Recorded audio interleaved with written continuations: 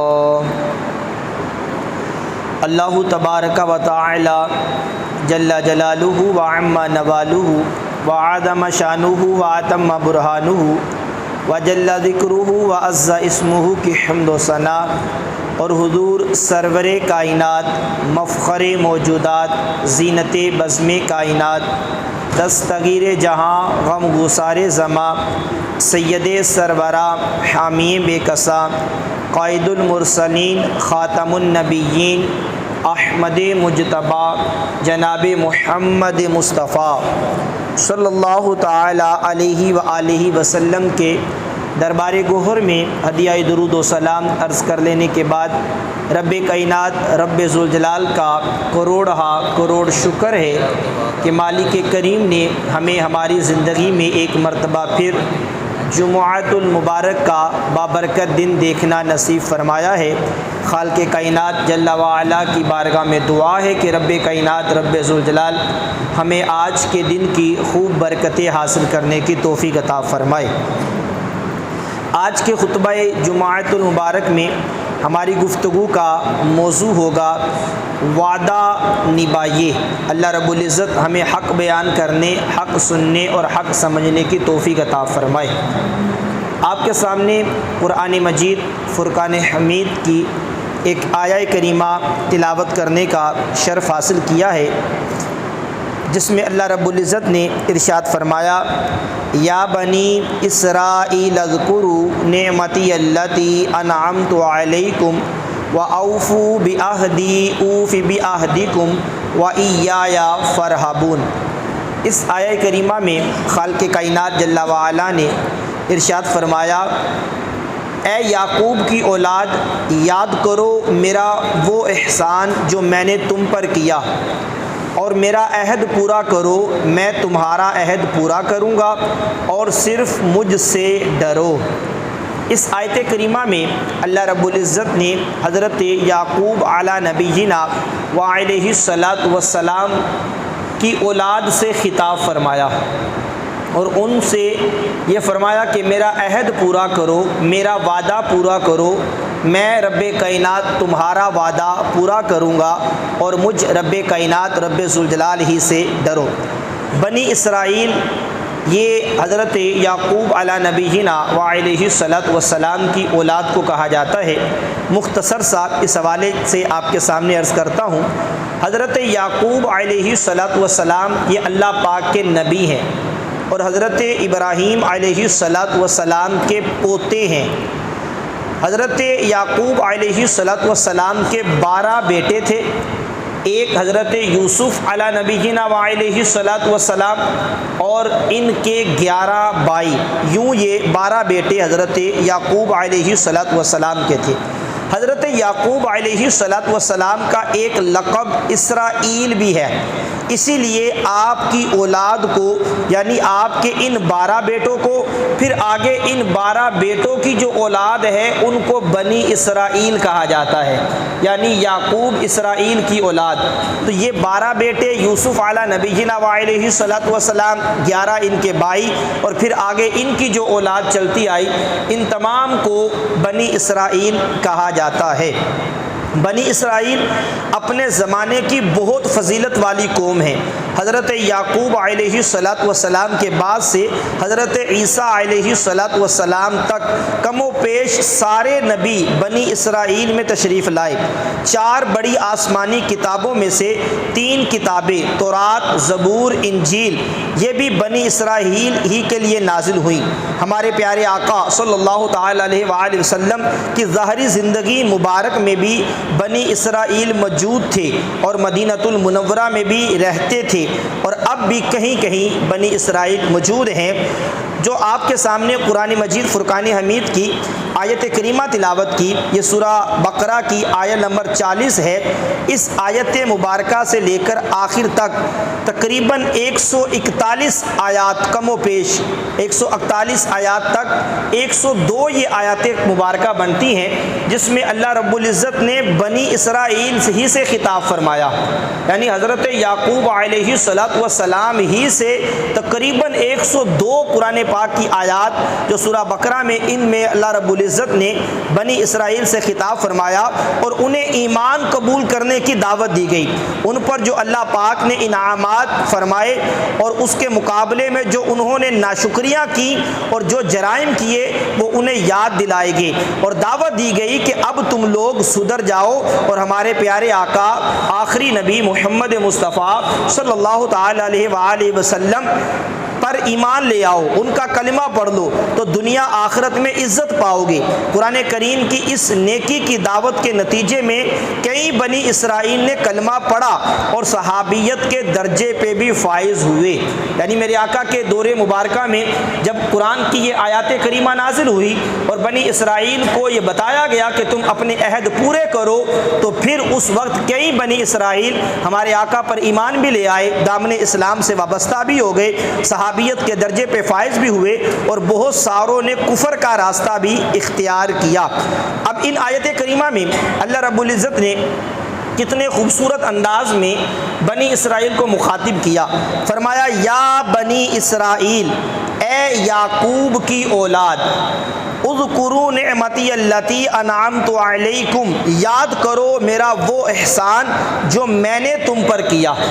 اب حضرت یعقوب علیہ السلام کی جو ساری اولاد ہے، اللہ رب العزت ان سے قرآن میں فرما رہا ہے اے اولاد یعقوب میرا وہ احسان یاد کرو جو میں نے تم پر کیا۔ وہ احسان کیا ہے؟ جو اللہ نے نعمتیں ان کو دی، ان کے آباء و اجداد پر جو اللہ نے نعمتیں فرمائیں۔ مثلا اللہ فرماتا ہے تمہیں اے بنی اسرائیل زمانے بھر پہ میں نے فضیلت دی، اے بنی اسرائیل تمہارے نجات کے لیے فرعون کو غرق کیا گیا، اے بنی اسرائیل تمہارے لیے دریائے نیل میں 12 راستے بنائے گئے، اے بنی اسرائیل تمہارے لیے آسمان سے من و سلوہ اتارا گیا، اے بنی اسرائیل تمہارے گناہوں کو بخش دیا گیا، اے بنی اسرائیل تمہارے لیے انبیاء بھیجے گئے، تمہارے لیے کتابیں نازل فرمائی گئی، اے بنی اسرائیل تمہیں بادشاہتیں عطا کی گئیں، تمہیں عروج بخشا گیا، اے بنی اسرائیل تمہیں زمانے کا پیشوا بنایا گیا۔ اس طرح کی ہزارہا انعامات اللہ رب العزت نے بنی اسرائیل پر عطا فرمائے، جو ساری انسانیت سے ہٹ کر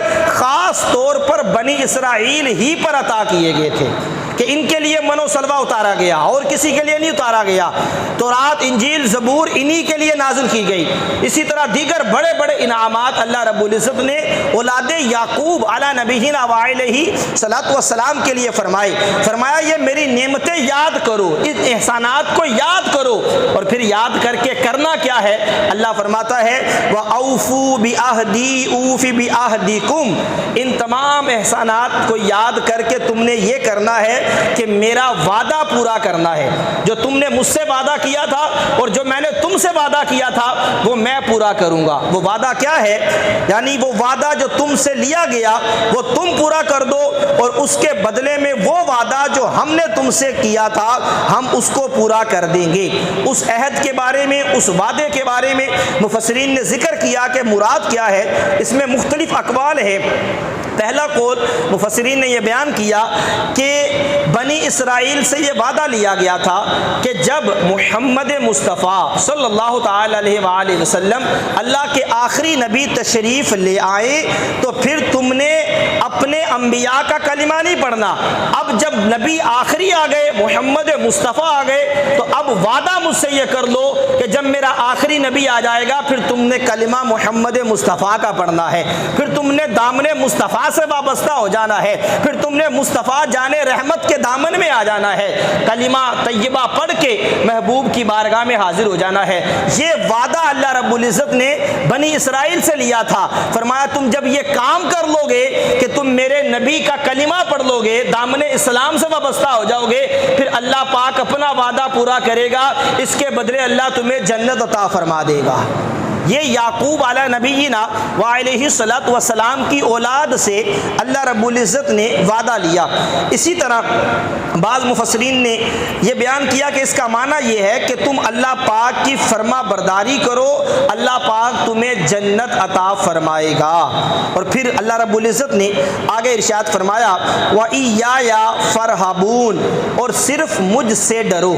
اللہ رب العزت نے مکمل یہ ارشاد فرمانے کے بعد بنی اسرائیل اسرائیل سے خطاب کر لینے کے بعد آخر میں فرمایا وَإِيَّايَ فَارْهَبُونَ، اے بنی اسرائیل صرف مجھ سے ڈرو، اور اگر تم کو جو اپنی آمدنی بند ہونے کا ڈر ہے اس کو اپنے دل سے نکال دو۔ رزق دینے والی ذات اللہ رب العزت کی ہے، عزت دینے والی ذات اللہ رب العزت کی ہے، خالق کائنات جل وعلا تمہیں رزق عطا فرمائے گا۔ بظاہر اپنی آمدنی کا خوف نہ کرو کہ ہمیں مال و دولت کہاں سے ملے گا، فرمایا تم میرے مصطفیٰ کا کلمہ پڑھ لو، دامن اسلام سے وابستہ ہو جاؤ، پھر اللہ رب العزت تمہیں عزتیں بھی عطا فرمائے گا، رب کائنات تمہیں رزق بھی عطا فرمائے گا۔ تو اس انداز سے خالق کائنات جل وعلا نے بنی اسرائیل سے خطاب فرمایا اور ان کو عہد پورا کرنے کے حوالے سے رب کائنات رب ذوالجلال نے قرآن کے اس مقام پر تنبیہ فرمائی۔ اور پھر قرآن مجید فرقان حمید کے پارہ نمبر 6 میں اللہ رب العزت نے سورہ مائدہ کے شروع ہی میں ارشاد فرمایا یا ایھا الذین آمنوا اوفوا بالعقود، اے ایمان والو تمام اپنے عہد پورے کرو، اے ایمان والو تمام عہد پورے کرو، تمام اپنے وعدے پورے کرو۔ اس آیت کریمہ کی تفسیر میں بھی مفسرین نے مختلف انداز سے گفتگو فرمائی ہے۔ فرمایا کہ امام ابن جریج رحمۃ اللہ تعالی علیہ نے فرمایا کہ یہاں اہل کتاب ہی سے خطاب ہے، یعنی بنی اسرائیل سے خطاب ہے کہ اے بنی اسرائیل جب میرا نبی آ جائے گا، آخری نبی آ جائے گا، تو پھر تم نے دامن اسلام سے وابستہ ہو جانا ہے اور محبوب کریم علیہ الصلوۃ والسلام کا کلمہ پڑھ کے محبوب کی غلامی میں آ جانا ہے اور آپ کے امت میں شامل ہو جانا ہے۔ اور بعض مفسرین نے یہ فرمایا کہ اس آیت میں خطاب مومنین کو ہے، انہیں اپنے وعدے پورا کرنے کا حکم دیا گیا۔ حضرت عبداللہ بن عباس رضی اللہ تعالی عنہما نے فرمایا کہ ان عقود یعنی وعدوں سے مراد ایمان اور وہ عہد ہیں جو حلال و حرام کے متعلق قرآن پاک نے بیان فرمائے ہیں، کہ اللہ رب العزت نے جو قرآن میں حرام چیزیں بیان فرما دی، جو حلال چیزیں بیان فرما دی، ان وعدوں سے مراد یہ ہے کہ اے ایمان والو اب تم نے اللہ رب العزت کی نافرمانی نہیں کرنی، جو حرام اللہ نے کام کیے ہیں ان کے قریب نہیں جانا، جو اللہ نے تمہارے لیے حلال کیے ہیں ان کو جائز طریقے سے حاصل کرنا ہے۔ تو یہ اس آیت کریمہ کی تفسیر میں مفسرین نے ذکر کیا۔ اب یہاں پر بڑے خوبصورت انداز میں خالق کائنات جل وعلا نے بنی اسرائیل کو سمجھایا کہ دیکھیے جب کسی کو نیکی کی دعوت دینی ہو، کسی کو اپنے قریب کرنا ہو تو اس سے انداز جو ہے اچھا رکھنا چاہیے اور خوبصورت الفاظ کے ساتھ اس سے بات چیت کرنی چاہیے۔ اب یہ بنی اسرائیل تھے غیر مسلم، لیکن اللہ رب العزت نے انداز کیا اپنایا، فرمایا یا بنی اسرائیل، اے بنی اسرائیل، اے بنی اسرائیل، عزت کے ساتھ ان کو پکارا تاکہ ان کے دل میں ایمان کی محبت پیدا ہو اور وہ دامن اسلام سے وابستہ ہو۔ اور پھر یہاں پر یہ بھی ذکر کیا گیا کہ حضرت یعقوب علی نبینا وعلیہ الصلوۃ والسلام کے والد گرامی حضرت اسحاق علی نبینا وعلیہ الصلوۃ والسلام جو خود بھی نبی تھے، ایک مرتبہ آپ تنہائی میں تشریف لے گئے اور کمرے کے دروازے پر اپنے بیٹے حضرت یعقوب علیہ الصلوۃ والسلام کو کھڑا کر دیا اور یہ ارشاد فرمایا کہ اندر کمرے میں کسی کو آنے کی اجازت نہیں دینی۔ اب ہوا یہ کہ ایک فرشتہ انسانی شکل میں آیا اور حضرت یعقوب علی نبینا وعلیہ الصلوۃ والسلام سے فرمانے لگا کہ مجھے اندر جانے کی اجازت دی جائے۔ آپ نے منع فرمایا، آپ اسے پہچان نہ سکے یہ فرشتہ ہے، اور تکرار جب بڑا آواز بلند ہوئی تو حضرت اسحاق علی نبینا وعلیہ الصلوۃ والسلام آپ باہر تشریف لائے اور آپ نے اس انسانی شکل میں آنے والے فرشتے کو دیکھا اور فرمایا بیٹا اسے اندر آنے کی اجازت دے دو، یہ فرشتہ ہے۔ اب فرشتہ اندر چلا گیا، اس وقت فرشتے نے کہا آپ کا بیٹا بہت فرما بردار ہے۔ یعقوب علیہ نبینا وعلیہ الصلوۃ والسلام اسحاق علیہ السلام کے بیٹے ہیں، تو فرمایا فرشتے نے اے اللہ کے نبی اسحاق علیہ نبینا وعلیہ الصلوۃ والسلام آپ کا بیٹا بہت فرما بردار ہے اور آپ کو اسرائیل کا لقب دیا۔ اسرائیل کا معنی ہے اللہ پاک کا فرما بردار بندہ، اس لیے ان غیر مسلموں کو اے بنی اسرائیل کہہ کر پکارا گیا، یعنی اے وہ لوگوں جن کے والد بہت فرما بردار تھے تم بھی اپنے والد کے طریقے پہ چلو اور اللہ پاک کے فرما بردار بندے بن جاؤ۔ تو اس انداز سے کہ یعقوب علیہ السلام اپنے والد کے فرما بردار ہیں، تو اے یعقوب کی اولاد تم بھی اپنے والد کی پیروی کرتے ہوئے اپنے والد کے طریقے پہ چلو۔ اے بنی اسرائیل اولاد یعقوب تم بھی اللہ رب العزت کے فرما بردار بندے بن جاؤ۔ یہاں ایک خوبصورت خطاب اللہ رب العزت نے ان سے کیا، اور یہ چیز ہمیں سمجھ آتی ہے، یہ سیکھنے کو ملتی ہے کہ جب کسی کو سمجھانا ہو، کسی سے بات کرنی ہو، تو اسے اچھے انداز سے اس سے گفتگو کی جائے، اسے سمجھایا جائے۔ ایسا نہ ہو کہ اسے کہا جائے اے بے وقوف، اے گناہگار آدمی،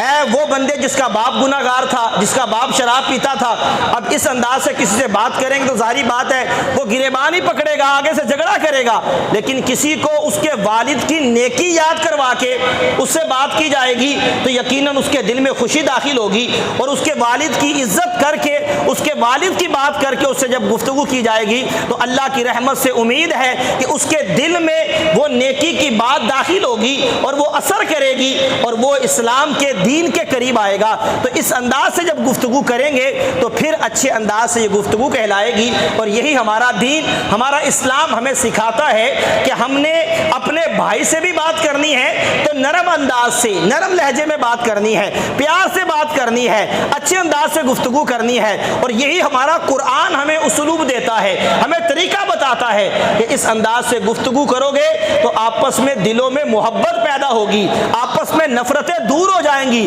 آپس کی رنجشیں دور ہو جائیں گی، دل قریب ہو جائیں گے، اور پھر اس طرح رب کائنات، رب ذوالجلال کے سارے فرما بردار بن جائیں گے۔ اور پھر اللہ رب العزت نے اسی آیت مبارکہ میں یہ بھی ارشاد فرمایا کہ اذکروا نعمتی اللاتی انعمت علیکم، اے بنی اسرائیل یاد کرو وہ میرا احسان جو میں نے تم پہ کیا۔ اب اس سے معلوم ہوا کہ نعمتوں کو، احسانات کو یہ یاد کرنا یہ فرما برداری ہے کہ اللہ نے جو انسان پہ نعمتیں نازل فرمائی ہیں نا، جو احسان پہ اللہ رب العزت نے احسان کیے ہیں، انسان پر اللہ رب العزت نے جو کرم نوازیاں کی ہیں، اللہ نے جو رحمتیں نازل کی ہیں، نعمتیں اللہ نے جو بندے کو دی ہیں، ان نعمتوں کو یاد کرنا چاہیے۔ اسی لیے بنی اسرائیل کو کہا گیا جو نعمتیں تم پر ہوئی ہیں انہیں یاد کرو اور اس کے ذریعے اللہ پاک کے فرما بردار بندے بن جاؤ۔ مفسر شہیر حکیم الامت مفتی احمد یار خان نیمی رحمۃ اللہ تعالی علیہ فرماتے ہیں کہ رب کی نعمت، اپنے گناہ اور دوسروں کے اچھے سلوک یاد رکھنا یہ بھی عبادت ہے۔ یہ بڑی خوبصورت بات مفتی احمد یار خان نیمی رحمۃ اللہ تعالی علیہ نے فرمائی۔ آپ فرماتے ہیں کہ اللہ کی نعمت کو یاد رکھنا یہ بھی اللہ کی عبادت ہے کہ اللہ نے یہ مجھ پہ نعمت کی ہے، اس نعمت کو یاد رکھنا، اس کا شکر ادا کرنا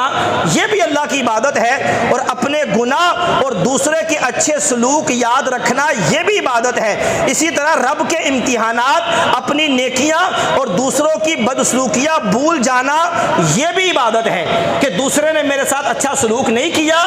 اس کو بھی یاد رکھنا یہ بھی عبادت ہے۔ سبحان اللہ، یہ کتنی پیاری بات مفتی صاحب نے فرمائی، مگر افسوس ہمارے ہاں اس کا الٹ رواج ہے۔ رب کائنات کی نعمت کو یاد رکھنا اور امتحانات کو بھول جانا عبادت ہے۔ ہم لوگ امتحانات کو، آزمائشوں کو یاد رکھتے ہیں، نعمتوں کو بھول جاتے ہیں۔ پریشانی آئے تو اس کو یاد رکھ لیتے ہیں کہ یہ مجھ پہ پریشانی آئی تھی، یہ مصیبت آئی تھی، لیکن جو اللہ نے بے شمار نعمتیں انسان کو دی ہیں، بے شمار احسانات رب کائنات نے حضرت انسان پہ کیے ہیں، انسان اتنا فراموش ہے کہ ان احسانات کو بھول جاتا ہے۔ بڑی پیاری روایت حضرت رابعہ بصریہ رحمۃ اللہ تعالی علیہ نے دیکھا کہ ایک شخص نے اپنے سر پر پٹی باندھ رکھی ہے، اور اس سے پوچھا کہ حضرت تم نے اپنے سر پہ پٹی کیوں باندھی ہے؟ تو اس شخص نے عرض کیا اے رابعہ بصریہ، پٹی اس لیے باندھی ہے اپنے سر پہ کہ میرے سر پہ شدید درد ہے، درد کی وجہ سے میں نے اپنے سر پہ پٹی باندھی ہے۔ اللہ اکبر۔ حضرت رابعہ بصریہ رحمۃ اللہ تعالی علیہ نے اس سے فرمایا اتنا عرصہ جو اللہ نے تجھے تندرستی دی کہ تمہارے سر پہ درد نہیں ہوئی، اس کے لیے تو تم نے کبھی پٹی نہیں باندھی۔ آج ایک دن تمہارے سر میں درد ہو گئی تو تم نے سر پہ پٹی باندھ دی ہے۔ یہ یاد رکھیے گا، سر پہ پٹی باندھنا جائز ہے، اس میں کوئی حرج نہیں ہے، بلکہ ہمارے آقا و مولا علیہ الصلوۃ والسلام سے بھی ثابت ہے سر پہ پٹی باندھنا۔ لیکن حضرت رابعہ بصریہ رضی اللہ تعالی عنہا اس شخص کو جھنجھوڑنے کے لیے، چوٹ کرنے کے لیے فرما رہی ہیں کہ دیکھو رب کائنات نے اتنے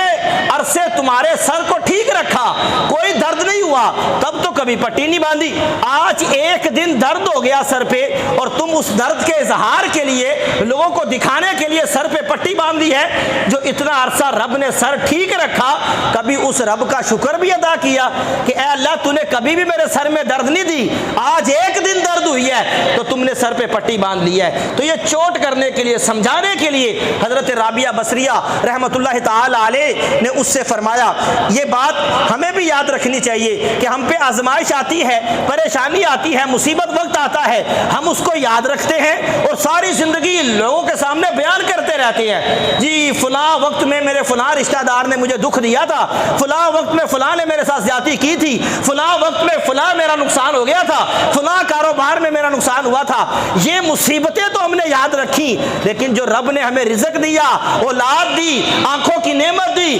ہاتھوں کی نعمت دی، چلنے کی نعمت دی، بولنے کی نعمت دی، پکڑنے کی نعمت دی، سننے کی نعمت دی، اللہ نے جو ہزار ہاں نعمتیں ہم گناہگاروں پہ فرمائی، کبھی ہم نے ان کو بھی یاد رکھا، کبھی ان کا بھی شکر ادا کیا کہ مولا تیرا شکر ہے، مصیبتیں تو کبھی کبھار آتی ہیں، پریشانیاں تو کبھی کبھار آتی ہیں، لیکن تیری نعمتیں تو ہر وقت ہم پہ نازل ہو رہی ہیں، تیرے احسانات تو ہر وقت ہیں۔ ہم رات کو سوتے ہیں تندرست، صبح ٹھیک اٹھتے ہیں، بیمار نہیں ہوتے، ہم تندرست اٹھ جاتے ہیں۔ ہم رات کو سوتے ہیں، ہمیں صبح جاگ آ جاتی ہے، اے اللہ موت نہیں آتی، کوئی پریشانی نہیں ہوتی، روزانہ راستے میں نکلتے ہیں، سفر میں جاتے ہیں، ایکسیڈنٹ نہیں ہوتا، ہماری ٹانگ نہیں ٹوٹتی، بازو نہیں ٹوٹتا۔ وگرنہ کئی لوگ ایسے ہیں، ہمارے سامنے سوشل میڈیا پہ خبریں آ رہی ہوتی ہیں، فلاں بندے کا ایکسیڈنٹ ہوا، انتقال کر گیا۔ یہ اس پر آزمائش آئی، ہم پہ نہیں آئی۔ ہم نے کبھی اس پر اللہ کا شکر ادا کیا کہ مولا تیرا شکر ہے کہ تو نے مجھے اس مصیبت سے بچا لیا، اس آزمائش سے بچا لیا۔ جو اللہ نے نعمتیں کی ہیں، ان نعمتوں کو یاد رکھنا چاہیے۔ اللہ رب العزت گھر بیٹھے ہمیں طرح طرح کی نعمتوں سے نواز رہا ہے، تو پھر ہمیں چاہیے کہ اس رب کائنات کا شکر بھی ادا کریں، اس رب کو راضی کرنے والے کام بھی کریں۔ اور آزمائش آ جائے، پریشانی آ جائے، تو پھر اس پریشانی پہ واویلا نہیں کرنا چاہیے، اس پریشانی پہ شور نہیں کرنا چاہیے، بلکہ رب کے سامنے اظہار کرنا چاہیے۔ 2 رکعت نفل پڑھ کے اپنے رب سے دعا کرنی چاہیے، مولا یہ پریشانی آ گئی ہے، تیرے علاوہ کوئی حل کرنے والا نہیں ہے۔ اور یہاں دیکھیے نا کہ ایسا بھی نہیں ہے کہ میں اپنی پریشانی آپ کو بتاؤں گا تو آپ میری پریشانی حل کر دیں گے۔ آپ فقط کہیں گے ٹھیک ہے جی، حوصلہ رکھے، ہمت کرے، مسئلہ اللہ حل کر دے گا۔ مسئلہ اللہ نے حل کرنا ہے، پریشانی اللہ نے حل کرنی ہے، تو پھر کیا ضرورت ہے کہ ہم پورے خاندان والوں کو، پورے محلے والوں کو، سب کو یہ بات بتاتے پھرے کہ مجھ پہ یہ پریشانی آ گئی، یہ مصیبت آ گئی۔ کبھی ایسا ہوا کہ جب اللہ نے نعمت کی، رزق دیا، اولاد دی، یا اس کے علاوہ کاروبار میں وافر مقدار میں فائدہ ہوا، تو وہ تو ہم کسی کو نہیں بتاتے، وہ چھپا کے رکھتے ہیں کہ کہیں کسی کی نظر نہ لگ جائے کہ اس نے اتنا مال کما لیا، اتنی دولت آ گئی۔ تو وہ بھی تو اللہ کی نعمت ہے، اس کو یاد رکھنے کا حکم تھا، اور جس کو بھولنے کا حکم تھا اس کو ہم نے یاد رکھا ہوا ہے، اور جس کو یاد رکھنے کا حکم تھا اس کو ہم بھول بیٹھے ہیں۔ اللہ رب العزت ہمیں نعمتوں کا شکر ادا کرنے کی توفیق عطا فرمائے۔ خالق کائنات جل وعلا ہمیں ہماری ذمہ داری وہ پوری کرنے کی توفیق عطا فرمائے، اور جو اللہ نے قرآن میں وعدے کیے ہیں ہمیں اس وعدوں پہ پورا اترنے کی توفیق بھی عطا فرمائے۔ خالق کائنات